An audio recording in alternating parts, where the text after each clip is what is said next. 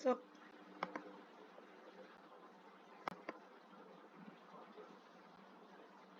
Assalamualaikum warahmatullahi wabarakatuh. Waalaikumsalam warahmatullahi wabarakatuh. Selamat siang teman-teman semua. Sebelumnya izinkan saya mengucapkan terima kasih kepada Ibu Mia selaku dosen pengampu mata kuliah pengantar pengelolaan keuangan negara yang telah memberikan kesempatan kepada kelompok kami untuk mempresentasikan materi laporan keuangan dan laporan kinerja keuangan pemerintah daerah. Saya juga berterima kasih kepada rekan-rekan semua yang telah mengikuti perkuliahan hari ini. Oke, sebelum presentasi dimulai, izinkan saya untuk memperkenalkan diri. Perkenalkan, nama saya Diandra Udia Nursyifa dengan NIM 225 13 40 40. Dan rekan saya,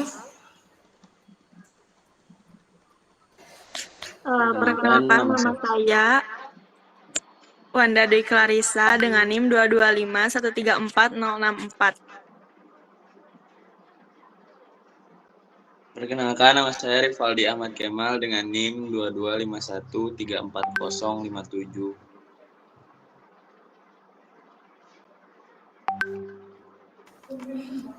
Oke, pemaparan materi yang pertama akan dimulai dari saya sendiri. Next.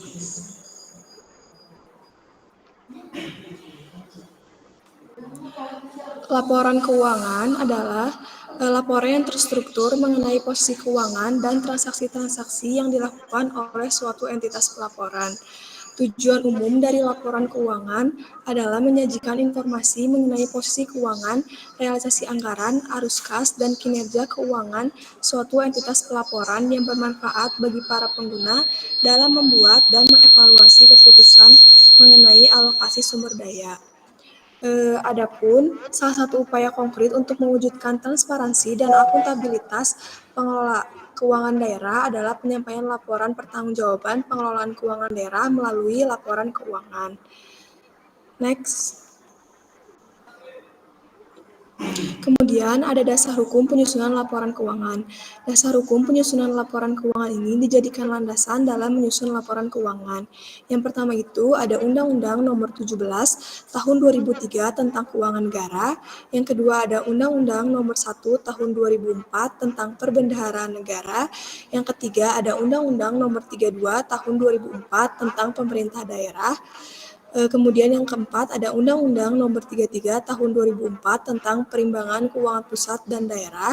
Kemudian ada Peraturan Pemerintah Nomor 54 Tahun 2005 tentang Pinjaman Daerah. Selanjutnya ada Peraturan Pemerintah Nomor 55 Tahun 2005 tentang Dana Perimbangan. Ada juga Peraturan Pemerintah Nomor 56 Tahun 2005 tentang Sistem Informasi Keuangan Daerah, dan ada Peraturan Pemerintah Nomor 57 Tahun 2005 tentang hibah kepada daerah, dan terakhir ada Peraturan Pemerintah Nomor 58 Tahun 2005 tentang pengelolaan keuangan daerah. Next. Kemudian ada pengguna laporan keuangan. Yang pertama itu ada DPRD. DPRD merupakan badan yang memberikan otorisasi kepada pemerintah daerah untuk mengelola keuangan daerah. Laporan keuangan yang nantinya setelah diperiksa oleh Badan Pemeriksa Keuangan harus segera disampaikan kepada DPRD selamat-lambatnya 6 bulan setelah berakhirnya tahun anggaran yang bersangkutan. Laporan ini juga sebagai bentuk pertanggungjawaban dan sebagai bahan pertimbangan DPRD dalam menetapkan rancangan peraturan daerah tentang alokasi sumber daya. Kemudian yang kedua yaitu ada pihak eksekutif. Pihak eksekutif yaitu berkepentingan terhadap laporan keuangan untuk perencanaan, penganggaran, pelaksanaan, pemantauan, pengendalian anggaran, perumusan kebijaksanaan, dan juga sebagai acuan dalam perencanaan dan penganggaran tahun berikutnya. Kemudian yang ketiga yaitu ada Badan Pengawas Keuangan. Nah, badan ini tuh melakukan pemeriksaan atas pengelolaan keuangan daerah yang dilakukan oleh pemerintah daerah. Hasil dari pemeriksaannya itu berupa opini. Kemudian yang keempat yaitu ada pemerintah pusat atau provinsi. Pemerintah pusat atau provinsi ini memerlukan laporan keuangan sebagai bahan masukan dalam pembinaan pelaksanaan pengelolaan keuangan daerah untuk menilai pertanggungjawaban kepala daerah. Kemudian yang kelima itu ada rakyat. Rakyat merupakan pemegang kepentingan utama dalam pemahaman bagaimana pemerintah bisa mengelola dana publik. Kemudian yang terakhir itu ada kredit, investor, dan donatur. Ini tuh merupakan badan atau organisasi baik pemerintah atau non-pemerintah, baik di luar negeri maupun di dalam negeri yang menyediakan sumber keuangan bagi pemerintah daerah. Next. Kemudian yang selanjutnya ada peranan laporan keuangan. Yang pertama itu ada akuntabilitas. Maksudnya tuh untuk mempertanggungjawabkan pengelolaan sumber daya serta pelaksanaan kebijakan yang dipercayakan kepada pemerintah daerah dalam mencapai tujuan. Kemudian yang kedua itu ada manajemen. Manajemen itu membantu para pengguna dalam evaluasi pelaksanaan kegiatan suatu entitas pelaporan dalam periode pelaporan. Kemudian yang ketiga yaitu ada transparansi, yaitu memberikan informasi keuangan yang terbuka dan jujur kepada masyarakat. Kemudian yang terakhir itu ada keseimbangan antar generasi, yaitu membantu para pengguna dalam mengetahui kecukupan penerimaan pemerintah daerah pada periode pelaporan untuk membiayai seluruh pengeluaran yang dialokasikan, dan apakah generasi yang akan datang diasumsikan akan ikut menanggung beban pengeluaran tersebut. Next. Kemudian ada karakteristik kualitatif laporan keuangan. Karakteristik kualitatif laporan keuangan yang pertama itu relevan, yaitu artinya informasi yang termuat di dalam laporan keuangan dapat mempengaruhi keputusan pengguna. Kemudian karakteristik yang kedua yaitu andal. Informasi yang termuat di dalam laporan keuangan itu bebas dari pengertian yang menyesatkan dan juga menyajikan setiap fakta secara jujur serta dapat diverifikasi. Kemudian yang ketiga yaitu dapat dibandingkan. Artinya, informasi yang termuat dalam laporan keuangan akan lebih memiliki nilai guna jika dapat dibandingkan dengan laporan keuangan periode sebelumnya. Dan yang terakhir itu ada mudah dipahami, yang artinya informasi yang disajikan dalam laporan keuangan dapat mudah dipahami oleh para pengguna. Kemudian, komponen laporan keuangan yang wajib disusun itu terdiri dari laporan realisasi anggaran, neraca, laporan arus kas, dan catatan atas laporan keuangan. Yang pertama ini ada laporan realisasi anggaran. Laporan realisasi anggaran berdasarkan Peraturan Pemerintah Nomor 8 Tahun 2006 adalah laporan yang menggambarkan realisasi pendapatan, belanja, dan pembiayaan selama suatu periode. Dalam penyajiannya, laporan ini harus dibandingkan dengan laporan tahun anggaran sebelumnya. Laporan ini disusun untuk memberikan informasi mengenai realisasi dan anggaran entitas pelaporan secara bersama-sama dalam rangka mengetahui pencapaian target penggunaan anggaran yang telah disepakati antara pemerintah dan legislatif. Kemudian, laporan realisasi anggaran ini disusun dengan akuntansi berbasis kas. Kemudian laporan realisasi anggaran ini menyandingkan realisasi pendapatan, belanja, dan pembiayaan dengan anggarannya. Laporan realisasi anggaran sekurang-kurangnya mencakup pos-pos sebagai berikut. Yang pertama itu ada pendapatan. Pendapatan adalah semua penerimaan dari rekening kas umum daerah yang menambah ekuitas dana lancar dalam periode tahun anggaran. Yang kedua ada belanja. Belanja adalah semua pengeluaran dari rekening kas umum daerah yang mengurangi ekuitas dana lancar dalam periode tahun anggaran. Kemudian yang ketiga itu ada transfer. Transfer adalah atau pengeluaran uang dari suatu entitas pelaporan dari atau kepada entitas pelaporan lain. Kemudian ada surplus atau defisit. Surplus atau defisit adalah selisih lebih atau kurang antara pendapatan dan belanja selama satu periode pelaporan. Kemudian ada pembiayaan.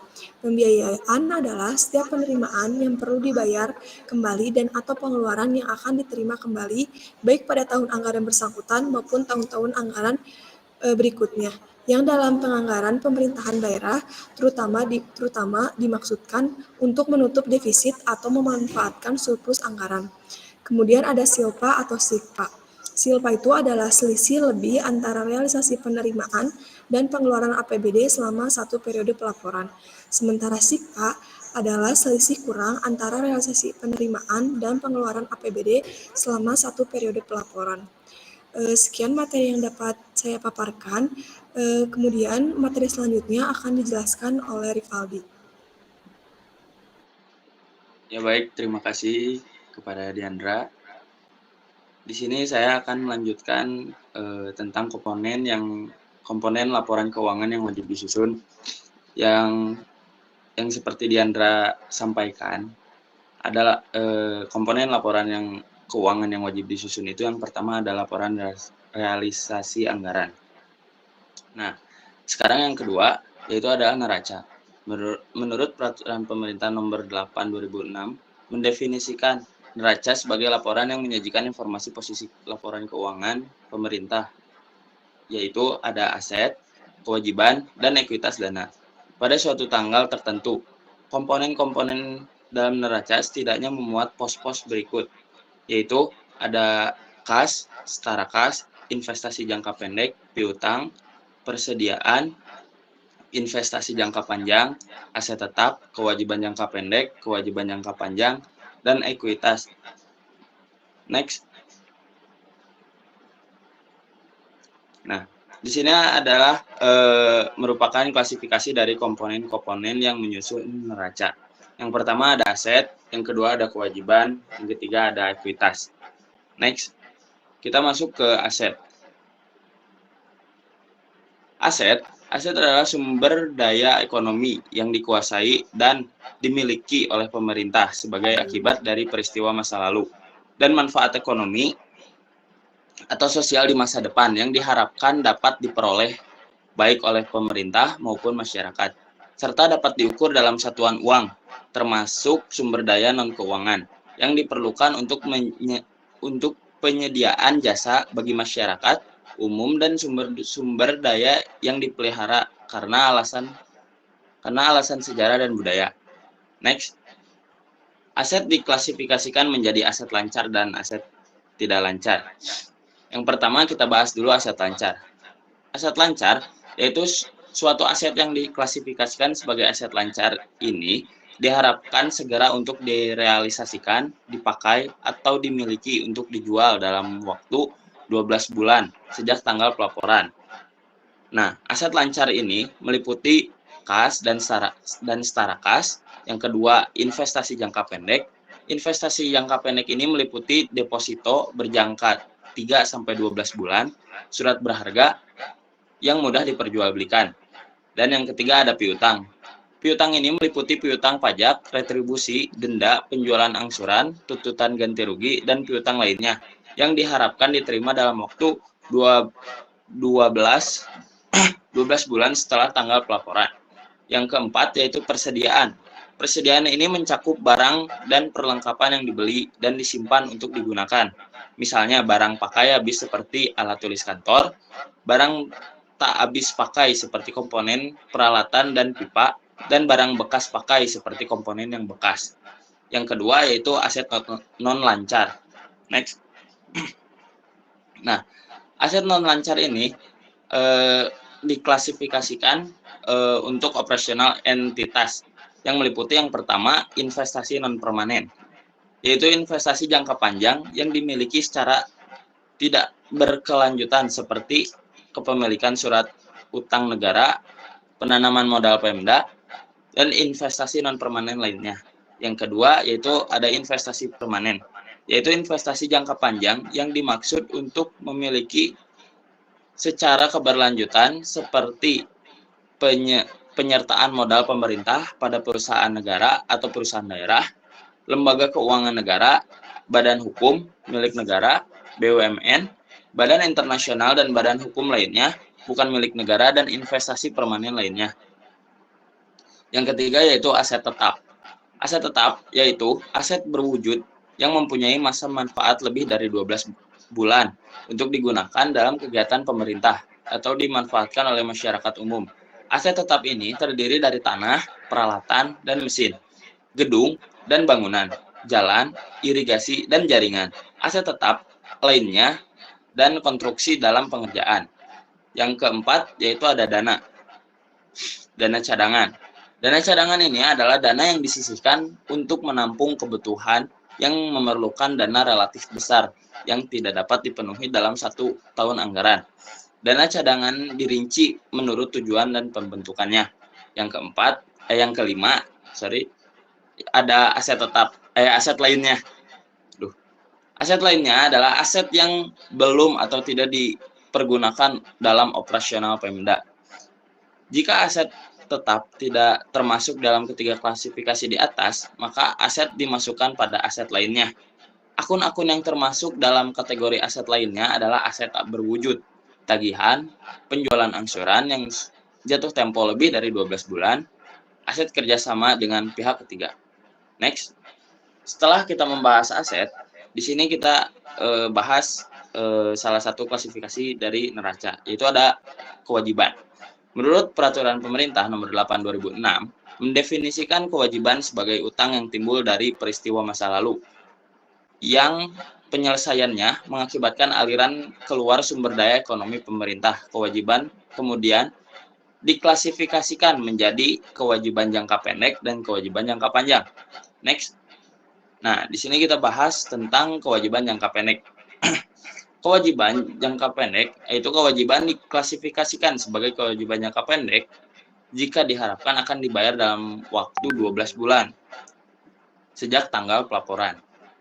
Kewajiban jangka pendek ini adalah yang pertama yaitu utang transfer pemerintah atau utang kepada pegawai. Yang kedua ada bunga pinjaman. Yang ketiga ada utang jangka pendek dari pihak ketiga. Yang keempat yaitu utang perhitungan dari pihak ketiga. Yang kelima yaitu bagian lancar utang jangka panjang. Nah, setelah jangka pendek kita bahas sekarang kewajiban jangka panjang. Next. Kewajiban jangka panjang yaitu dapat diklasifikasikan jika memenuhi kebutuhan sebagai berikut. Yang pertama, jangka waktu aslinya adalah untuk periode lebih dari 12 bulan. Yang kedua, entitas bermaksud mendanai kembali atau refinance kewajiban tersebut atas dasar jangka panjang.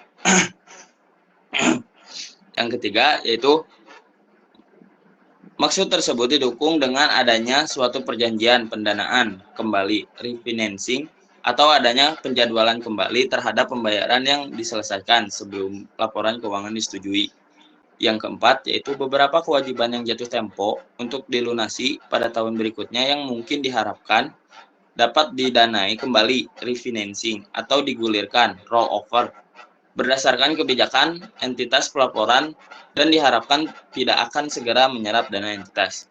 Yang ketiga, setelah kita tadi membahas tentang aset dan kewajiban, di sini kita membahas tentang ekuitas. Ekuitas merupakan kekayaan bersih pemerintah yang merupakan selisih antara aset dan kewajiban pemerintah. Pada Peraturan Pemerintah Nomor 24 2005 tentang SAP ekuitas diklasifikasikan menjadi ekuitas dana lancar, ekuitas dan investasi, dan ekuitas dana cadangan. Sedangkan dalam Peraturan Pemerintah Nomor 71 2010 tentang SAP hanya ada ekuitas saja. Next. Nah, di sini kita membahas tentang laporan arus kas. Laporan arus kas menggambarkan aliran masuk kas dan keluar yang terjadi selama periode anggaran. Financial Accounting Standard Board atau bisa disingkat FASB memberikan definisi laporan aliran kas sebagai berikut. Nah, laporan aliran kas merupakan suatu laporan keuangan yang menunjukkan atau menggambarkan aliran masuk kas dan aliran keluar kas dan perubahan bersih dalam kas yang berasal dari kegiatan operasi, kegiatan investasi dalam SAKD dibatasi pada aktivitas transaksi aktiva tetap dan aset lainnya dan kegiatan pembiayaan dari suatu entitas selama periode akuntansi tertentu dalam SAKD adalah tahun anggaran. Dan laporan ini juga merupakan suatu media yang dapat menelusuri dan mencocokkan saldo awal kas dengan saldo kas pada akhir tahun anggaran. Dan tujuan yang di sini yaitu tujuan yang penting yang paling utama dalam laporan aliran kas adalah untuk memberikan informasi penting atau relevan mengenai penerimaan dan pengeluaran kas selama periode tahun anggaran. Nah, next.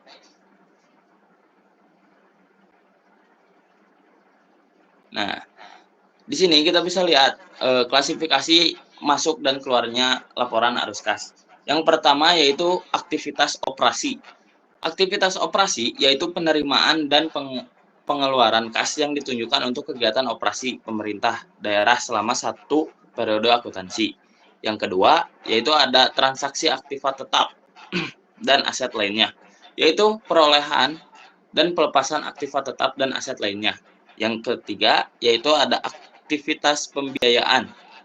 Aktivitas pembiayaan ini yaitu penerimaan dan pengeluaran kas yang mengakibatkan perubahan dalam jumlah dan komposisi ekuitas dan pinjaman pemerintah sehubung dengan defisit atau surplus anggaran. Yang keempat yaitu aktivitas non-anggaran, yaitu penerimaan dan pengeluaran kas yang tidak mempengaruhi anggaran pemerintah. Next. Nah, di sini ada catatan atas laporan keuangan dan akan dibahas oleh Wanda. Wanda, waktu dan tempat dipersilahkan. Baik, terima kasih Valdi. Selanjutnya saya akan menjelaskan tentang catatan atas laporan keuangan. Jadi catatan atas laporan keuangan itu berisi tentang apa saja, berisi tentang penjelasan atau rincian dari angka yang tertera dalam laporan realisasi anggaran. Terus ada juga isinya tuh neraca dan laporan arus kas. Nah, CLK ini tuh bertujuan untuk apa? Nah, bertujuan agar laporan keuangan dapat dipahami dan dibandingkan dengan entitas lain, laporan keuangan dari entitas lain gitu. Terus apa saja sih isi dari catatan atas laporan keuangan menurut Undang-Undang Nomor 24 Tahun 2004? Nah, yang pertama, informasi tentang kebijakan fiskal atau keuangan, terus pencapaian target dari Undang-Undang APBN atau Perda APBD. Yang kedua, ada ikhtisar pencapaian kinerja keuangan selama 1 tahun pelaporan. Yang ketiga, informasi tentang dasar penyusunan laporan keuangan. Yang keempat, ada pengungkapan informasi untuk pos aset dan kewajiban. Terus ada informasi tambahan yang diperlukan untuk penyajian yang wajar dan juga ada daftar dan schedule. Terus ada pelaporan pelaksanaan APBD. Nah, pelaksanaan APBD itu sekurang-kurangnya 1 tahun dalam 1 tahun sekali dalam 1 periode, dan juga batas waktu penyampaian laporan keuangannya itu selambat-lambatnya 6 bulan setelah berakhirnya tahun anggaran. Terus selanjutnya ada laporan realisasi semester pertama anggaran pendapatan dan belanja. Nah, sekarang kita akan melihat siklus pelaporannya. Yang pertama, dari Kepala SKPD atau Satuan Kerja Perangkat Daerah nanti akan menyusun laporan realisasi semester pertama anggaran, pendapatan, dan belanja disertai dengan prognosis untuk 6 bulan berikutnya.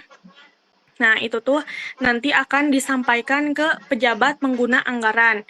Nanti dari pejabat pengguna anggaran akan disampaikan ke PPKD atau Pelaksanaan Pengelolaan Keuangan Daerah. Nah, nanti dari situ akan disampaikan kepada sekretaris daerah. Nanti dari sekretaris daerah akan disampaikan kepada kepala daerah dan sampai akhirnya ke DPRD. Itu paling lambat akhir bulan Juli tahun anggaran yang berkenan. Terus ada laporan tahunan. Nah, laporan tahunan ini ada 2 laporan.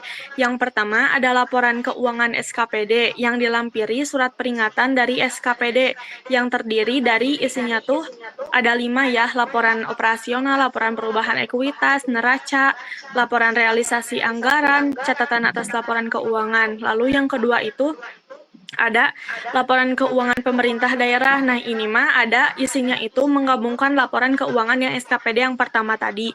Nah, terdiri apa saja sih? Yang pertama ada laporan operasional, laporan perubahan ekuitas, neraca, terus laporan realisasi anggaran, laporan perubahan SAL atau saldo anggaran lebih. Lalu ada laporan arus kas dan juga catatan atas laporan keuangan. Nah, selanjutnya ada pelaporan kinerja instansi pemerintah daerah. Jadi laporan kinerjanya itu yang dihasilkan dari apa saja. Jadi isinya itu berisi tentang masing-masing dari kegiatan, terus hasil yang dicapai dari masing-masing program. Dapat dilihat dari APBD-nya. Nah, terus APBD ini tuh merupakan kerangka kebijakan publik yang memuat hak dan kewajiban Pemda dan masyarakat, terus tercermin dalam pendapatan, belanja, dan pembiayaan, atau yang itu tuh komponen-komponen yang berada di APBD. Terus disusunnya KUA dan PPA itu untuk apa? Jadi KUA itu kebijakan umum anggaran dan PPA itu prioritas dan platform anggaran. Jadi untuk mencapai kesesuaian antara RKPD atau rencana kerja Pemda dengan penyelenggaraan urusan. Lalu selanjutnya, nah kita itu dapat melihat tadi hasil dari kinerja itu dapat dilihatnya dari mana sih? Jadi ada informasi keuangan atau finansial dan juga informasi non keuangan. Nah yang pertama ada informasi keuangan dan finansial. Itu tuh yang digunakan untuk kebutuhan analisis pertanggungjawaban pelaksanaan APBD-nya. Nah kita itu melihat dari apanya? Dari laporan keuangannya. Terdiri dari 3 ya, ada laporan realisasi anggaran, neraca, dan juga laporan arus kas. Terus ada informasi non-keuangan. Informasi non-keuangan ini bisa dilihat dari mana ya? Terus ada ukuran utamanya untuk melihat gitu, untuk melihat hasilnya. Terus dilihatnya itu dari kepuasan masyarakat atas pelayanan publik, terus meningkatkan kesejahteraan penduduk, menurunnya angka pengangguran, terus meningkatnya pendapatan per kapita masyarakat. Terus ini tuh untuk mewujudkan perspektif dari masyarakat yang mengartikulasikan bahwa strategi yang berorientasi kepada pelayanan masyarakat. Jadi apa yang dilakukan pemerintah itu untuk pelayanan masyarakat gitu. Nah, ini tuh bisa dilihat dari mana saja gitu. Bisa juga ada teknik-tekniknya yang disebut dengan metode balance scorecard. Jadi ada 4 aspek di dalamnya. Yang pertama ada perspektif finansial, ada perspektif kepuasan pelanggan, ada perspektif efisiensi proses internal, dan juga perspektif pembelajaran dan pertumbuhan. Jadi kepuasan itu tidak bisa langsung diukur gitu, tapi dapat dibuat ukurannya, misalnya dengan jumlah aduan, tuntutan, dan demonstrasi. Jadi dapat dijadikan sebagai variabel kunci kita melihat sampai mana keberhasilan dari kinerja pemerintahan.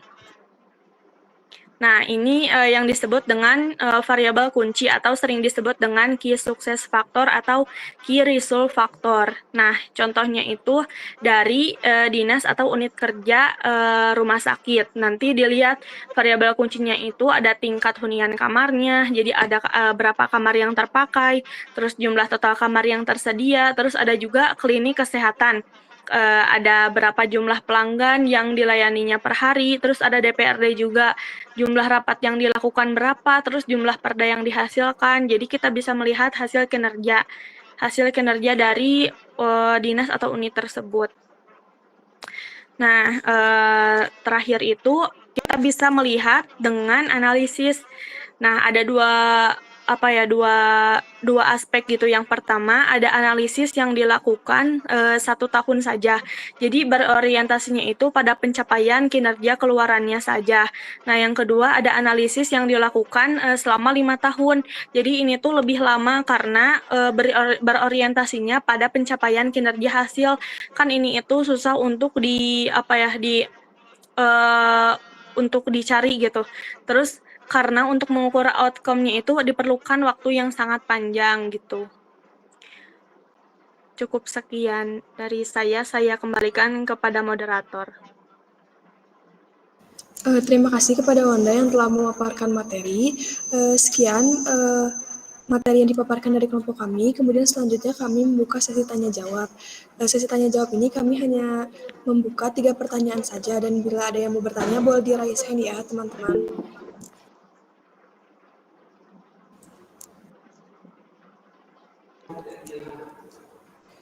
Oke, boleh Sabil pertanyaannya. Baik, perkenalkan nama saya Sabia Rahma. Saya ingin bertanya kepada kelompok Diandra. Pertanyaannya tuh, bagaimana kualitas laporan keuangan dapat memengaruhi penilaian terhadap kinerja keuangan pemerintahan daerah? Cukup, apa perlu diulang? Boleh dikirim di grup aja ya. Oke, Terima kasih Sabil. sama-sama Didi.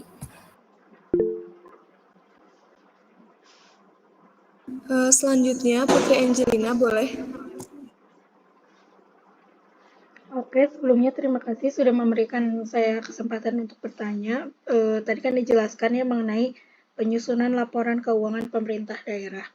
Nah, apa sih peran standar akuntansi pemerintah dalam penyusunan laporan keuangan pemerintah daerah? Cukup. Boleh dikirim di grup aja ya pertanyaannya. Terima kasih Kok Oke, Mel. ya. Oke, selanjutnya Nanda Ulia. Ya, makasih Diandra. Izin bertanya ya, kenapa sih informasi mengenai realisasi anggaran yang terjadi itu dianggap penting? Terus bagaimana laporan ini dapat membantu dalam mengevaluasi apakah anggaran telah dilaksanakan sesuai dengan ketentuan pemerintah, sesuai dengan peraturan atau perundang-undangan? Oke, boleh dikirim di grup juga ya. Oke, Makasih Aul. kasih di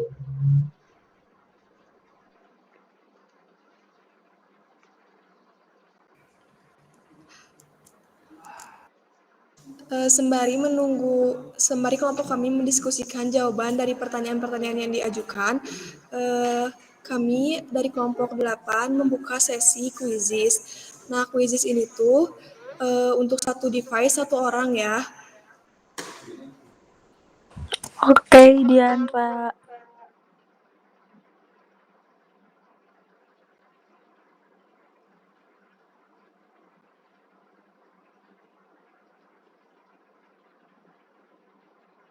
Boleh Wanda di share screen?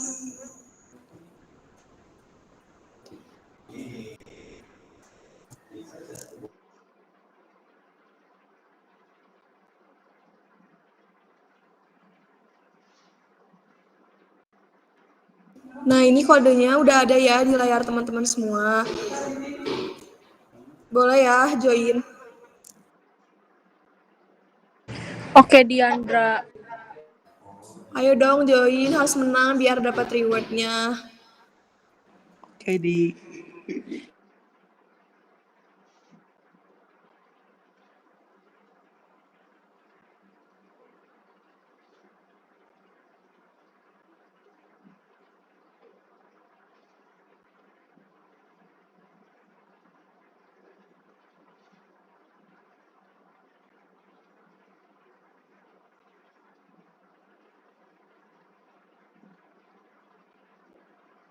Ayo yang belum dipercepat yuk. Baru 11 tuh.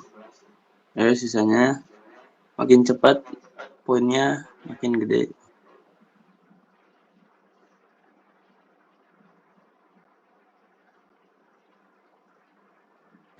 Dapat hadiah gak?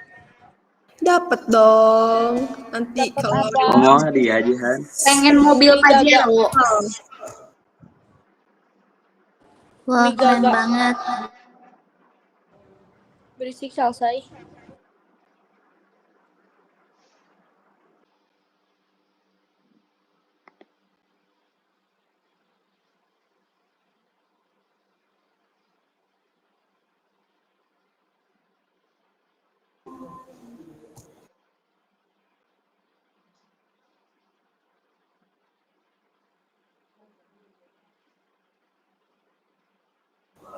ayo teman-teman yuk dipercepat. Yang belum join, cepet join.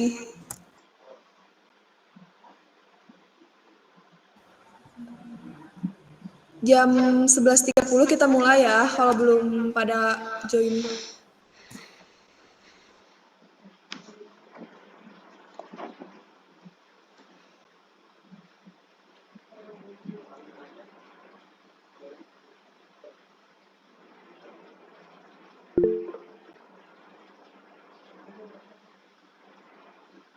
Oke, Sabrina, cepet ya.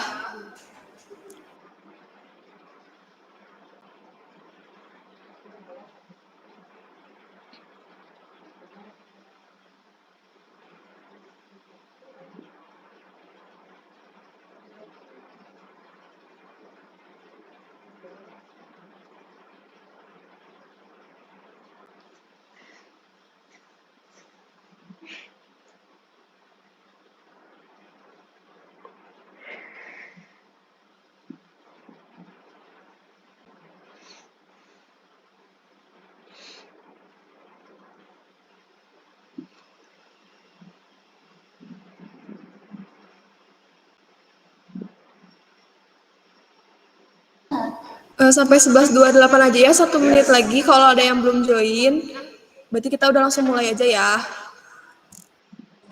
Oke. Gak sabar, Gak sabar nih. Harus menang dong. Pingin menang, Dik.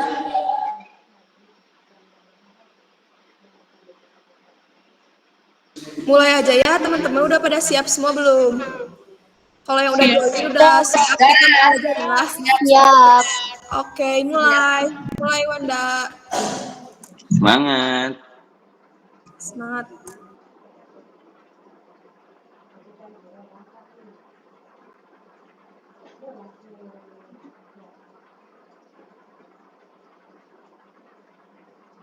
Oke, kita lihat di sini.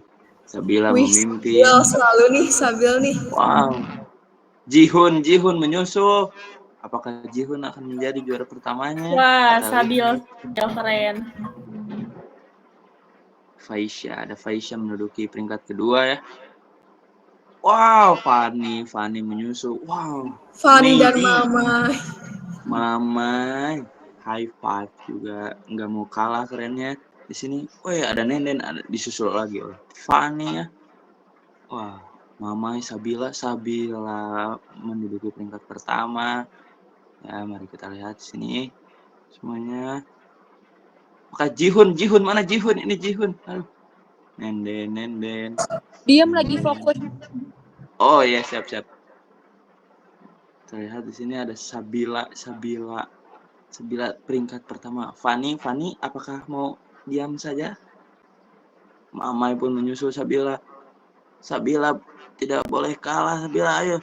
Fani menyusul Sabila. Ternyata kita lihat di sini. Wow. Ada salsa. Aduh, salsa. Salsa antik. Gila. Salsa itu 2 lagi salsa. Aduh, langsung disikat oleh Jihun. Gak mau kalah, Jihan. Jihun menduduki peringkat kedua ya. Di atas masih ada Mamai Damayanti. High five.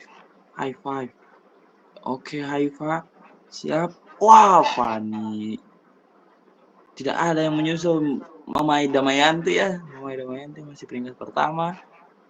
Aduh, gimana ini? Jihun mana Jihun ini? Salipan Jihun mana? Aduh, Fani menjadi peringkat pertama.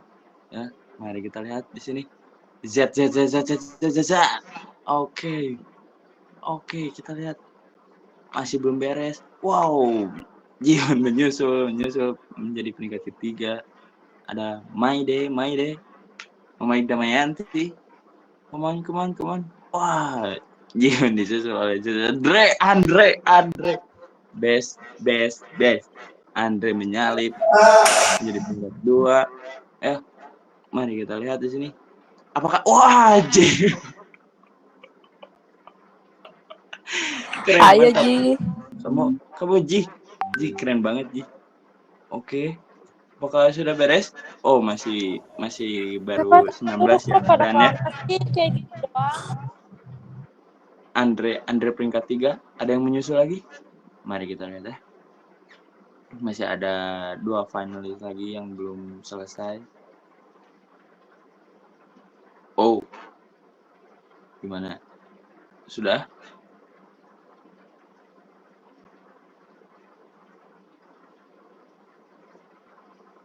Oke.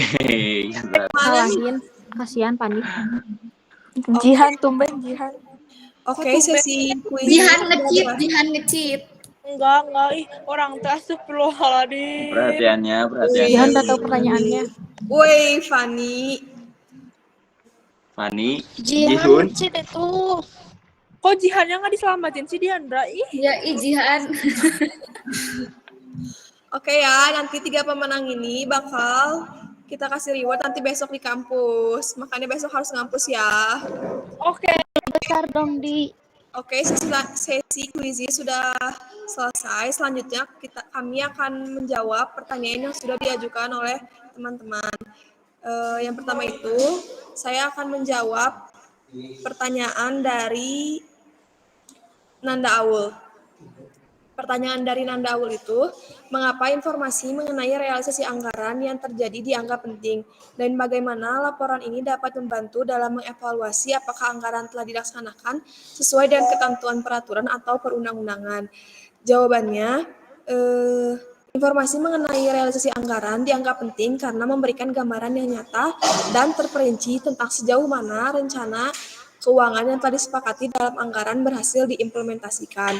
Kemudian ada beberapa alasan mengapa informasi ini dianggap penting dan bagaimana laporan ini membantu dalam evaluasi kepatuhan terhadap ketentuan peraturan atau perundang-undangan. Yang pertama itu ada transparansi dan akuntabilitas, ada evaluasi kinerja, terus juga pembinaan pelaksanaan anggaran, penyelenggaraan pelayanan publik. Dengan demikian, laporan realisasi anggaran bukan hanya sebagai alat untuk mengukur kinerja keuangan saja, tetapi juga sebagai instrumen penting dalam menjaga integritas, transparansi, dan akuntabilitas dalam pengelolaan keuangan daerah sesuai dengan ketentuan, peraturan, atau perundang-undangan yang berlaku. Apakah cukup, Nandaul? Cukup di, makasih. Oke, terima kasih. Selanjutnya, saya akan menjawab pertanyaan Sabil. Bagaimana kualitas laporan keuangan dapat mempengaruhi penilaian terhadap kinerja keuangan pemerintah daerah? Nah, ini tuh kualitas laporan keuangan pemerintah daerah dapat memiliki dampak besar terhadap penilaian kinerja keuangan. Informasi yang akurat dan lengkap dalam laporan keuangan itu membantu dalam mengevaluasi keberhasilan pelaksanaan kebijakan dan program pemerintah daerah. Kemudian, pemantauan alokasi dana dan dampaknya juga dapat dilakukan dengan lebih baik. Dengan demikian, laporan keuangan yang baik adalah kunci untuk membangun kepercayaan, meningkatkan transparansi, dan memberikan dasar yang kuat untuk menilai yang akurat terhadap kinerja keuangan pemerintah daerah. Oke. Yang selanjutnya, pertanyaan yang terakhir akan dijelaskan oleh rekan saya.